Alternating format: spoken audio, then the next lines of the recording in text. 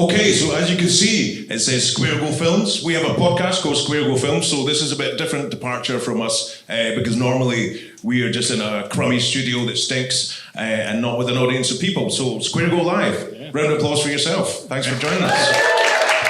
So shall I put on the really loud intro music that has no fade out? Yes. Right, let's do that. This is a bit of what me and Ian do. Yeah. It's not that loud. Oh.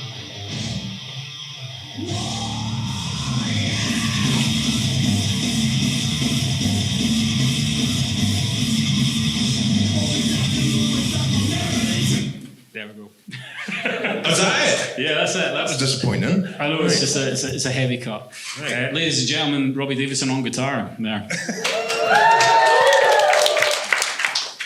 Yeah, Maureen kind of ruined her intro. She kind of introduced us, and we've got a whole. This is like down to the second.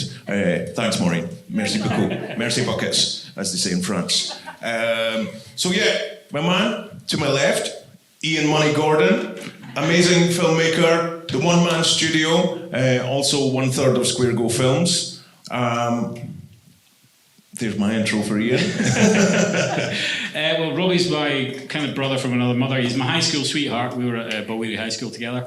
My director when I was on your film, my co-company director, co-podcast host, and the guitarist for Certain Death, the guitarist for Billy Biohazard, and the guitarist for Punk Legends The Exploited, who's playing in Southampton on Friday night. You don't know where you were, do you? Never. Anyway, and the director of Dick Dynamite 1944, as you know, Robbie Davison. But we better introduce our guest as well, and Maureen's also done that, but she didn't tell you that he's a qualified firewalking instructor. How about that? So Chris, you're also the co-author of the Guerrilla Filmmaker's Handbook. We've got a series of them here. So there's a series of these books which you can't recommend enough. This is the Hollywood edition.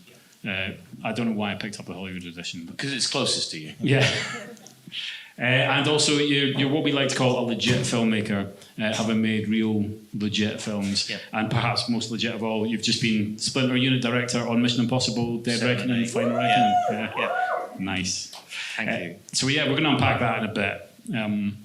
I thought we'd have a little bit of an intro to Square Go, because we've got a bit of a showreel just showing a little bit of the films that we've done. Because one of the things we will talk about is guerrilla filmmaking and low-budget filmmaking, and this probably gives you a bit of context on that and what that looks like in Scotland just now. It's also just a shameless plug for Square Go, so I'm going to show you this.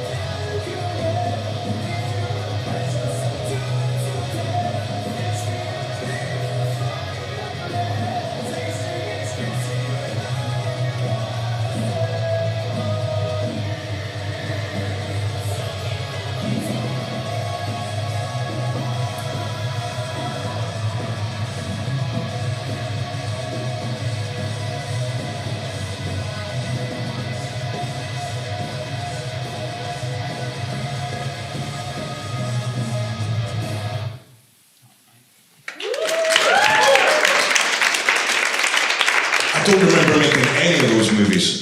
It's lies. Okay, so I thought we'll try and get back on track here. I thought we'd ask Chris, first of all, how you got started in doing what you do. This is something we've just stolen from the Team Deacons podcast, by the way. It's just how did you always know that this is what you wanted to do? How did you find your way in? So I'm a Gen Xer, and I grew up watching movies like, Saturday Afternoon.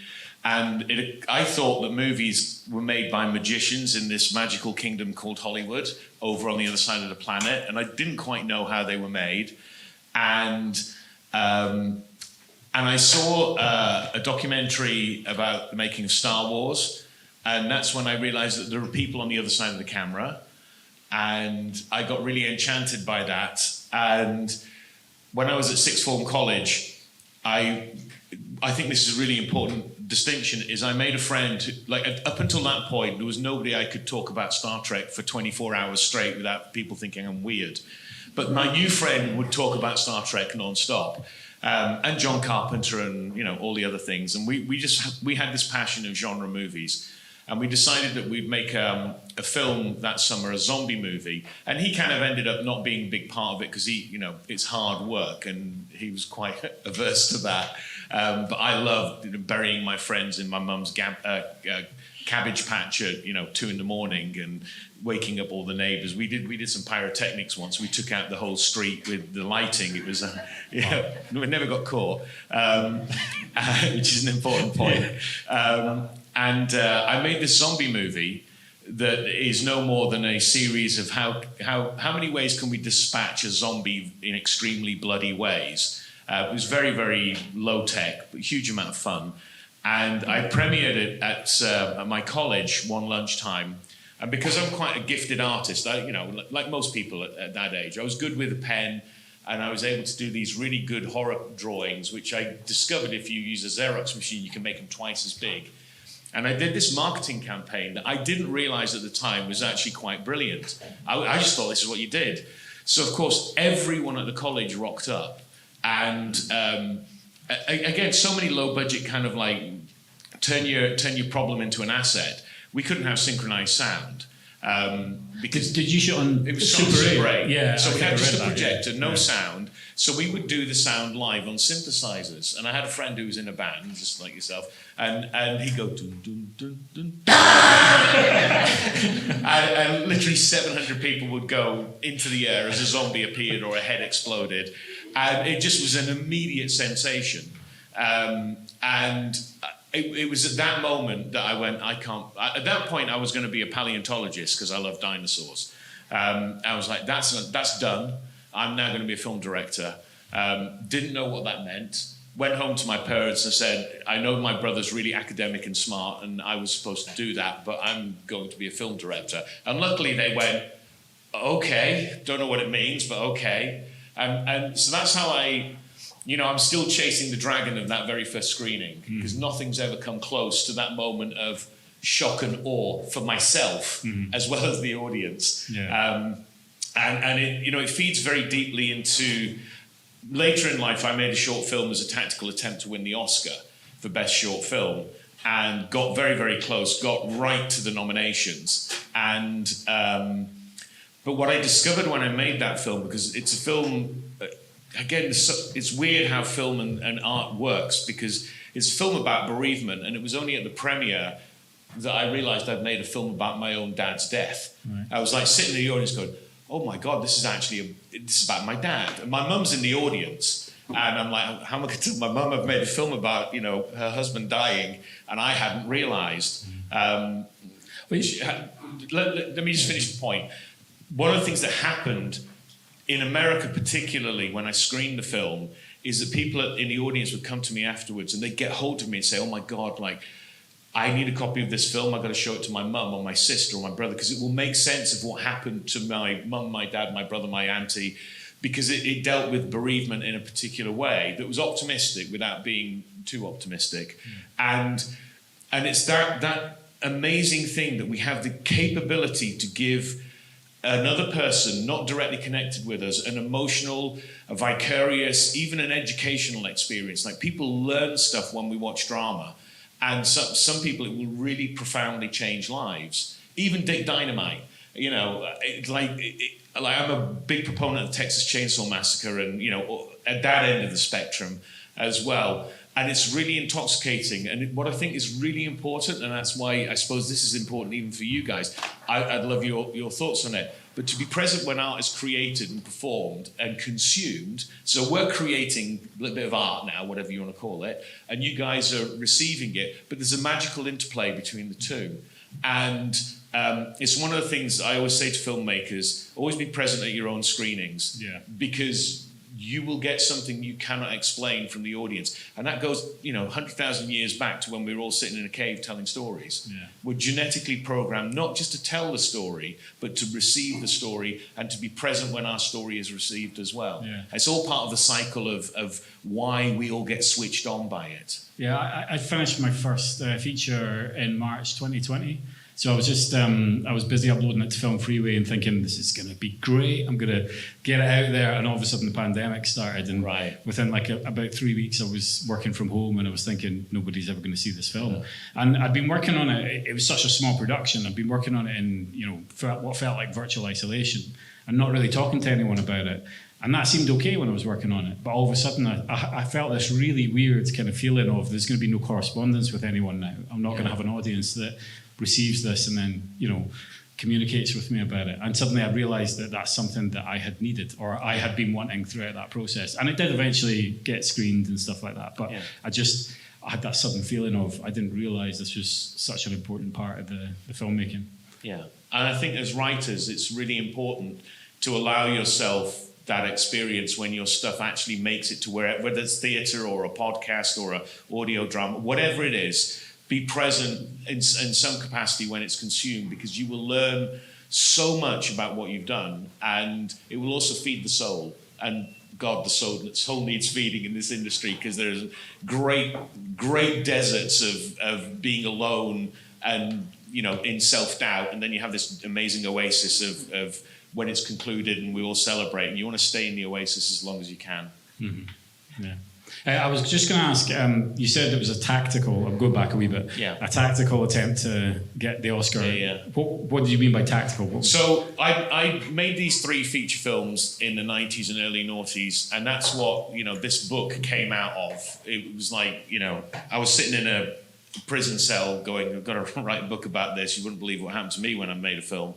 And really the Guerrilla Filmmakers Handbooks are really a kind of catalogue of how not to make film. It's like, don't do what we did, so you can learn from all our catastrophes. And this is back in the day when, there was no independent film sector. It didn't even exist as a concept, let alone people doing stuff. And then DV came along, mini DV, and then obviously Canon 5D Mark II, which, these big technological bumps where people went, oh my God, I can own a camera, I can make a film. And after I'd made these 3 films, I took a break from filmmaking because I realized that I'd been down that rabbit hole too long, and other people were having lives and I wasn't. Mm-hmm. And then I decided to come back to film, and my good friend Eddie Hamilton at the time, he said, a friend of mine had just made a short film and he got Oscar shortlisted. And I went, that's what I'll do. Like, I don't want to make another micro-budget independent feature film. It's 3 years of my life and, repeated punch in the face. But a short film I can do. So I tactically set out and I said, I put it out. I said, I'm going to win the Oscar next year for Best Short Film, which is a bold statement. And if you want to come to the Oscar party, here's the link, chuck in £100. And we raised 25 grand doing that. There were some people who were very noisily like, how can you possibly say that? Mm-hmm. Of course, later they were like, I always knew you would do it. But you just got to put yourself in harm's way. What's wrong is always available. Like, someone will come and kick you in the teeth for no other reason than they're just having a bad day. Mm-hmm. And you can't take it seriously or personally. And you also have to amp up your own ego. Like, it does take an enormous, you guys know this, it takes an enormous amount of ego to go, I know exactly what I'm doing, follow me over that mountain. Yeah. And you've no idea what's on the other side of the mountain, and you hope it's not going to rain. It's like mad, but somehow we kind of enjoy it and do it, and people come back and go, that was brilliant. Yeah. And because if you've got that gene, it's so much better than watching Netflix on a Tuesday night, which most people do. And, I do that too. Yeah. But inside, I'm like, could we go up on the mountain where it's raining and like, can we do that instead? Throw water balloons filled with blood at people. Exactly. Do you want to explain, Robbie, what we mean by guerrilla filmmaking? Because you can't really see the graphic, but it is a gorilla holding a 16mm film camera. Yeah. And while you're at it, give me your top 3 guerrilla films. That one about Diane Fossey. Yeah, I was going to say get In the Mist. Well, do you know what? If nobody's read the book here, I was actually quite surprised by some of it. I was expecting from the get-go it's going to be like, all right, sneak into an orphanage, set the fire alarm off. Once everybody's out, go in and we'll film.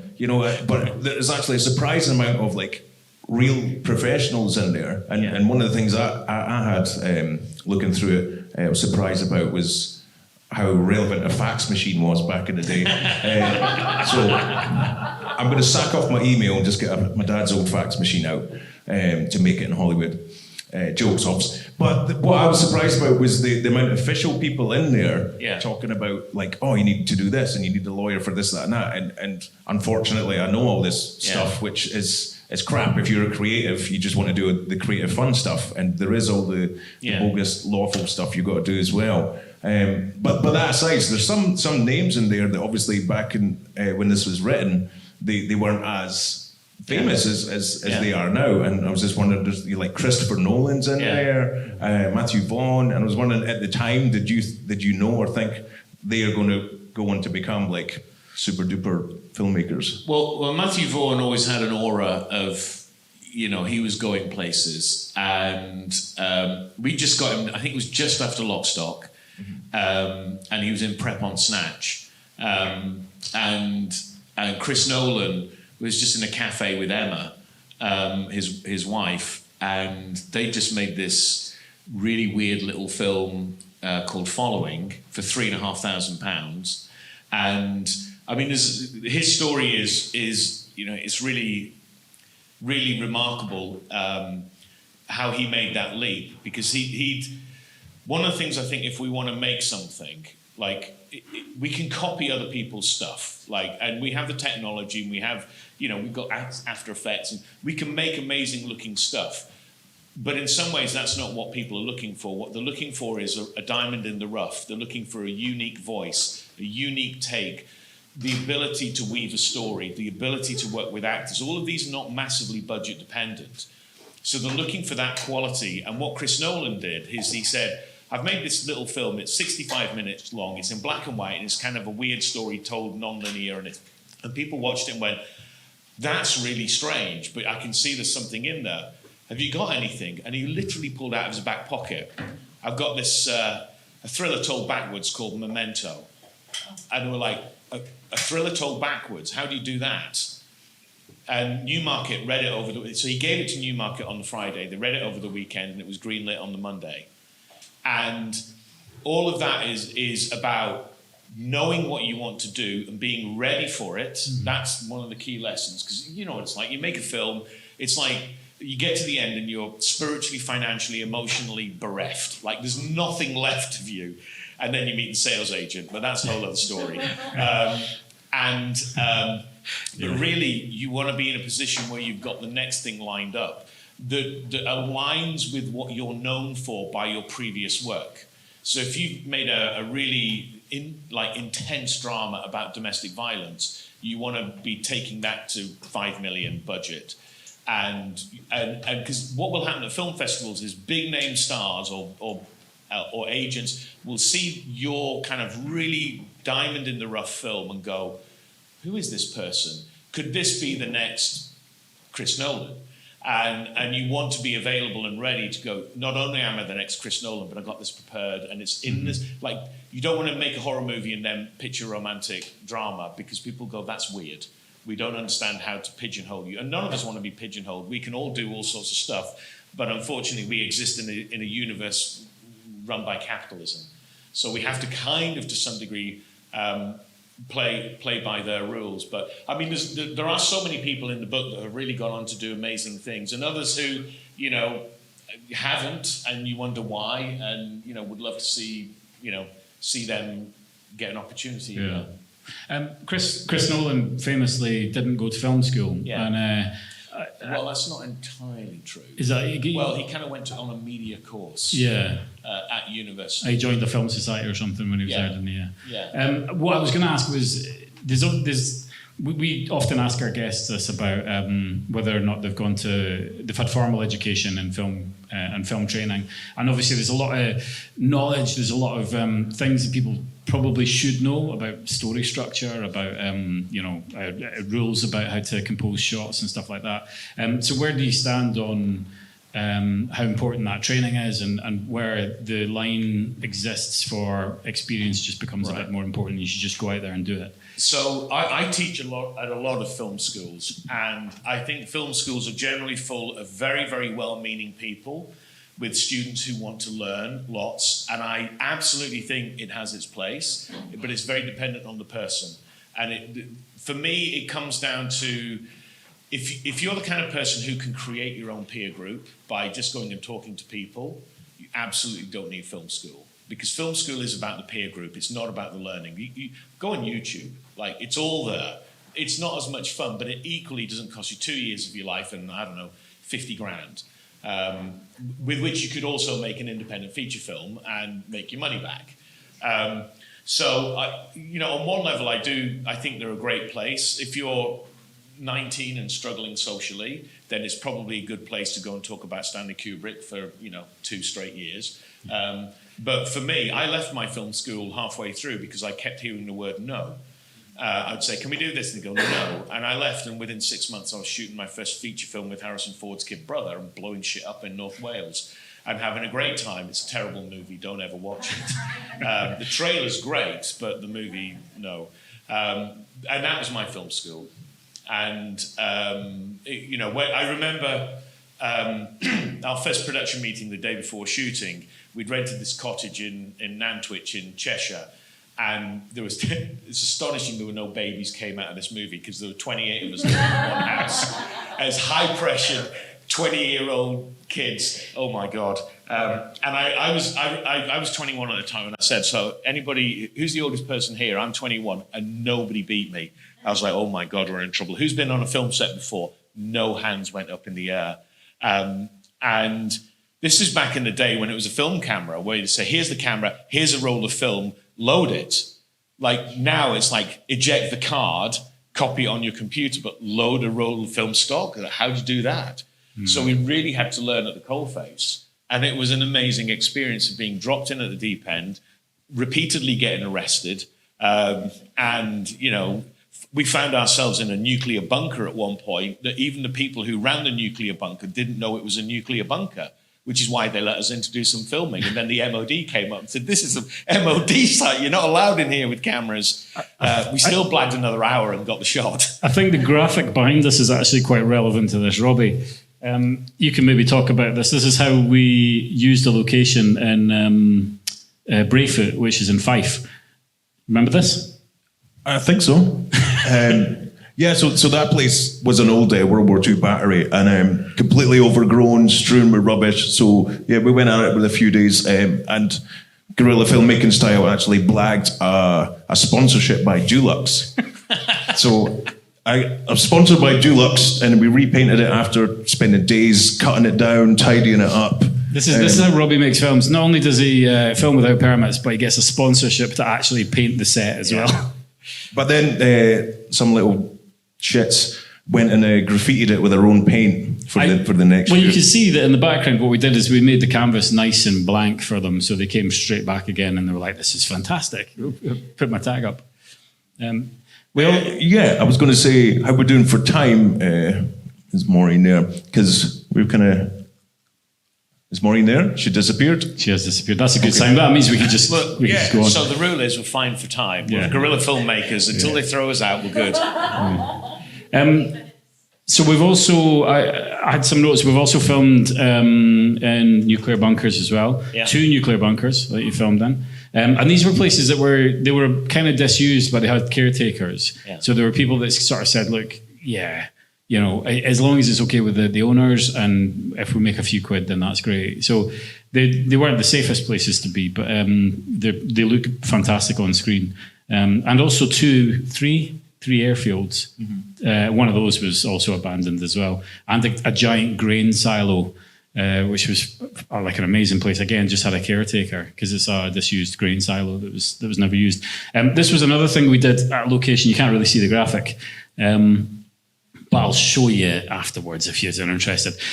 What we basically did is I needed an 18th century croft house village because this film's set in Highland clearances. And we'd contacted the place up in the Highlands that had croft house recreations. And they said, yeah, sure, you can come and film. And we've just had Outlander. Here's our schedule of fees. And I took one look at it and said, I just can't afford this. Outlander can afford this, but I can't afford this. This is like half the budget of the film.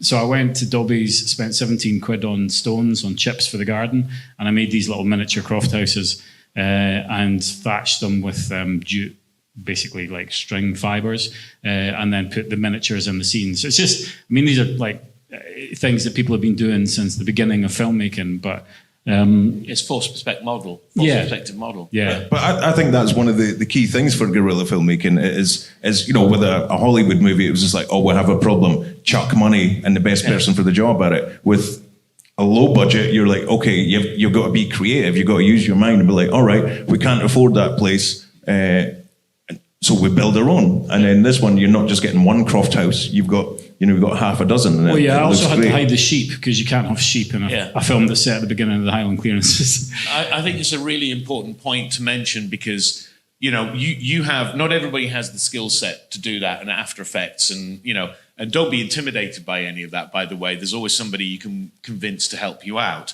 But it's fundamentally about story. And if you can tell an amazing story and get amazing performances and then back it up with the visuals that are relevant to that story, it makes all the difference.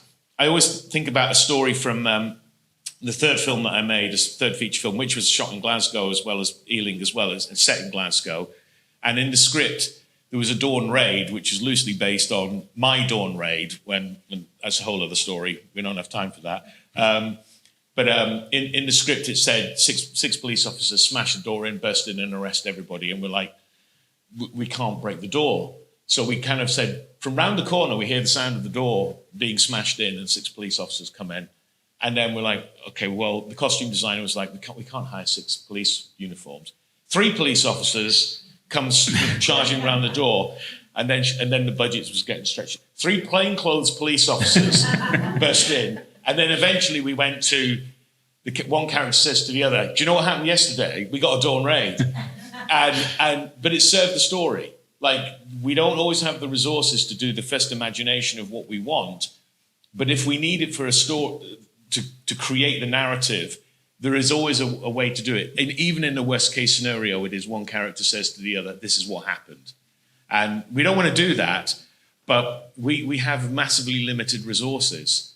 And, a film is only a film when it's finished and premiered. Up until that point, it's not real. So it's incumbent on all of us to find a way to tell our story. And it's never in the way that we anticipate, but in a really weird sort of way. And this is the silver lining of independent filmmaking, is when you have a budget, you will never consider having a character say, guess what happened yesterday? Yeah. But if you give that a brilliant actor an incredible bit of dialogue and the motivation to say it in a particular way, you may well actually create something that is dramatically better than seeing it. And that's the ace card we have as independent filmmakers, is because we can't do it the way you're supposed to do it, we have to invent another way. And often that is original, fresh, has more depth, and touches audiences in unique ways that the money will never touch. So we need to play to our strengths, which is innovation, creativity, and just doing it a different way. I'm sorry, I've gone on one. No, that's fine. We can't not ask you a little bit about Mission Impossible. Sure. Because we've obviously talked about the grassroots, the guerrilla stuff, and then we've talked a little bit about the more legit filmmaking. So how did Mission Impossible come about for you? So that third film that I mentioned, which shot partly here in Glasgow, is called Urban Ghost Story. And it was edited by, at that point, a student. His name's Eddie Hamilton. who actually went to the same university as Chris Nolan, and Chris Nolan was a year above him, but they knew each other. And Eddie had been given this book, quite literally this book, actually no, the yellow one, the first edition, for his birthday present. And it was on his birthday, and he rang me at 9 a.m, and he said, "I've just read your book." I'm like, "Dude, it's 9 a.m. What do you mean you've read it?" I said, "I've read every page of it. I want to come and work with you. Are you doing anything?" And I said, "Well, we're making this film Urban Ghost Story. We start shooting in 4 weeks. And we do need an editor." He said, "I've never edited a feature film, but I'm the best person for the job." I said, "Okay, should we have a meeting?" He said, "I'll be there in 35 minutes. 33 minutes later, he comes through the door. And there's just like this tsunami of energy. And so we hired him to do the job. And, of course, he learned absolutely loads. He then went on and struggled for a decade, cutting films and, having rough experiences, and then got one break after another. And the big break for him was Mission Impossible 5 with Chris McQuarrie. And then he did 6, and then he did Top Gun Maverick. And after that, because of the pandemic, Mission Impossible was kind of bisected. And they were coming back it wasn't fully post-pandemic, but they were opening up during the pandemic. And they needed a splinter unit director. And my name came up in a trailer in South Africa between a conversation with Eddie and Chris McQuarrie as somebody who could probably handle it. And so I got the phone call from Eddie, and he said, "Do you want to do it?" And I was like, "Let me think about it." He said, "Drop the phone, pick it up." And he said, "Okay, McHugh's going to call you." And the phone, because a million things are happening, I didn't get the phone call until I got a phone call from the producer 2 weeks later, and he said, this was on a Monday at 5:30, he said, "Can you be on set tomorrow morning at 7 a.m.? And then the adventure began. And I have to be careful about what I say, not because, I'm under an NDA to some degree, but I had to leverage all of my skills as an independent filmmaker, and the ability to read people and read situations and know when to speak up, when not to speak up, when to take audacious action, and when sometimes that audacious action gets you in really serious trouble, but kind of the audacious action is what they want. It was just the wrong version of it. And even the firewalking stuff, so I started training filmmaking and effectively creative people getting the most out of their possibility, out of their unique voice and their network and success, however they define it. And over time, I started to realize, and it was, the book is a good example of this. This book began with how to do it. And over time, all of that how to do it is now on the internet. There's no question you can't get from Google answered in under 15 seconds. So there's no longer a question of how to do it. The question is, why aren't you doing it, if that's what you want to do? And so more and more, my training started to lean into you could call it personal development. I'm not a big fan of that phrase because, I'm not about to tell you how to align your chakra or do feng shui. And then I did a firewalk, and I noticed how the first time I did a firewalk, I spent the hour of training going, can I fake a heart attack in order to get out of this? Because I'm absolutely shit scared. And then I did it, and on the other end of it, I just recognized how amazing I felt. And so it's happening right now. I'm going, I talk about how you go into a state where you become unstoppable, and when the unstoppable state shows up for you, everyone else can sense it. And that's natural leadership. And that's who you need to be. Whether you're a writer, you need to be that leader. When the shit hits the fan and it's not going well, you need to step into that leadership position and say, listen, we're going to handle this. If you can't handle it, I'm handling it. And that's kind of fundamentally what I used on Mission Impossible, because on that very first day, there was something came up where I knew I had to deal with it. And I didn't have a contract. I'd not even done a COVID test. And I'm standing there it felt like I'd been airdropped into the woods with a million birds around me. You know, I had lasers. I could see like a mile away. I could hear a mouse fart, 3 kilometers away, because all my senses were so heightened. And then this thing happened, and I was asked, could I handle it? And I had to say, yes, I can handle this. Being so unbelievably unprepared and out of my depth. And I used all the tools that I train creatives to use in that moment, about, taking 3 seconds to just get yourself into that place and become unstoppable. And everybody looked at me and went, oh, brilliant, he knows what he's doing. I had no idea what I was doing, but that's film. I mean, this, half the time people say red or blue and you go, I have no idea, but we'll go with blue. Yeah. Blue is absolutely the answer, because you have to choose. And weirdly, that comes out of experience and instinct. And, the less you're up here and the more you're in here, you tend to make more authentic decisions, and people respect that. And when things don't work out, at least you came from the right place, and people know that, and they kind of celebrate that. So that authenticity, that courage under fire, that vision of where we're headed and why we're headed, that ability to empathize with other people when they're having a bad moment, the ability that the whole American political system doesn't seem to be able to do this, but take responsibility when people in your team fuck up. Yeah. Like, that's my deal. Like, if you have a problem with anyone, you speak to me first, and how that will build an unbreakable team. Yeah. All of that stuff is what, some of that is in this book, but it's not, that's what film school doesn't give you. Yeah. That it kind of does on set, but nobody sits down and trains you in that. And that's where most of my energy is going now, is training creative warriors who will just go for it with audacity and, as we said at the beginning, seek forgiveness, not permission. Yeah.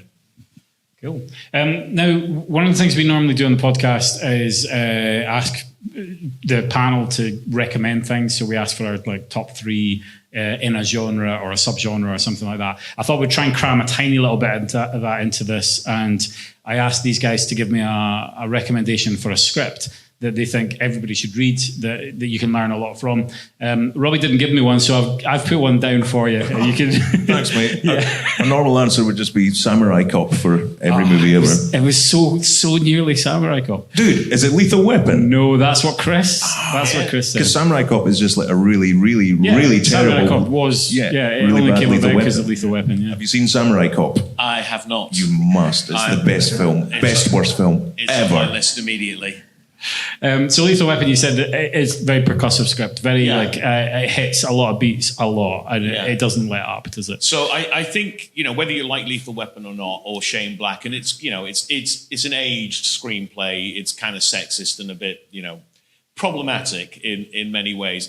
But if you get past that and just look at the percussive nature of the storytelling and how much is left out and how much of it is about kind of visceral momentum, and I'm sure you guys have experienced this, and I'm sure everyone in the audience has experienced it. When you open page 1 of a script and you just see a block of black, and you're like, oh my, there's like 10,000 words on this one page. I'm like, okay. And then you flick to the end, it's 126 pages. And you're like, oh my God. Like, you don't want to be doing that. Yeah. Like, it's like 84 pages, and most of it is clean page. I did a thing with a writer the other day. We were on Zoom and brought up the first page of the script, and she'd actually got quite percussive. It was really actually quite kicking. And I'm all about breaking the rules. And at the end of this first scene, it said, cut to black with the colon. And I'm like, why don't we just take the cut to out and just have the word black? Like, nobody's not going to understand what that means. But it's a little bit audacious. It's a little bit in your face, and we all know what it means, and it's actually 2 words less. Mm-hmm. And I really, really firmly believe that if you can take a word out of your screenplay, if you can take 1 word out of it, it's 1 word too long, and a professional will see that. Mm-hmm. Now, I'm being slightly confrontational, but when you expand that over the length of a screenplay, brevity, and or brevity. These are lessons I need to learn. almost there. My recommendation was In Bruges. If you haven't seen it, then you should absolutely see it. And I think it's an excellent script. And there's a lot going on. There's a lot of subtextual stuff going on within Bruges. There's allegories for kind of being stuck in purgatory and heaven and hell, a lot of imagery about that. But it's just like the most quotable film since With Neil and I, the most quotable British film, I think, since our Lock Stock. So, and Robbie's recommendation is The Wild Bunch. Yes. Yeah, I thought you'd like that. Which I think you recommended because it's like number 99 on IMDb's 100 greatest screenplays ever written. It is. Yeah, I know everything about the screenplay you chose for me. Yeah. But you do love this film. I do love this film. Yeah. I've got it on, I think, VHS, Blu-ray, and DVD. Oh, there you go. That shows well. Right. Do we have time for questions? Or we? Do we have questions? Come on, you know you want to. Okay, one. Have time for one or two. Yeah. How do you? Because I'm wondering, we have such a culture of kind of humility, like being sort of self-effacing, and I'm just wondering how you overcome that and kind of develop that self-belief that I kind of like I deserve to be doing this, or I deserve to be on this project, and getting away from that kind of constant self-deprecation. I think is quite encouraged, like in British culture. So, if you don't mind, I'll answer this. So, we run a course called Talent Campus, which is a 7-8 day immersion program that deals with this very, very specific thing. Because, like, if filmmaking were a band, the writer would be bass guitarist, the producer would be drummer, and then right at the front of the stage would be the lead actor lead singing and the director playing guitar, pretending they've got a giant guitar, and they'd be vying for the spotlight. So the question is, how does the writer... The truth is, you've simply got to go up to the mic and start singing and know that everyone is ready to shoot you down. But very quickly, what will happen is your peer group will adjust. And the naysayers, you'll either say, I'm sorry, I reject you, and they will just fade away. They'll still be there. Family is always a problem because some families are always ready to just shoot you down. But you will start to align with a new peer group who can say, how much trouble can we get in? And, what will happen? Oh, my God. Like, we become very, very comfortable with uncertainty. And also leaning into the ego. Like, it's not, we don't like to say that out loud, but, standing in front of the mirror and going, I'm fucking fabulous. And it does actually work in a kind of weird, your brain just starts to think in a different way. But it begins with the peer group. If you're around people who tell you it can't be done, it won't be done. So you've just got to change your peer group and get really offensive with people, like, fuck you. Like, sorry, but go fuck right off. I'm doing this thing and I don't care. So then set ridiculous goals.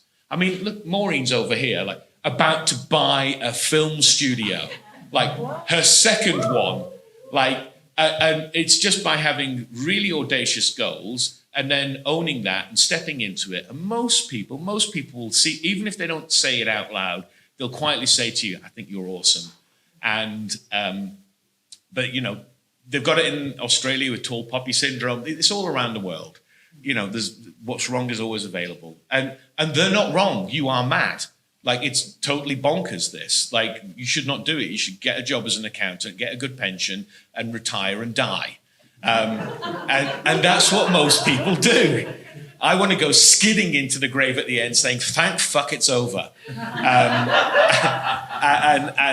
just come from that place. Anyway, I don't think we could have ended it any better than that person.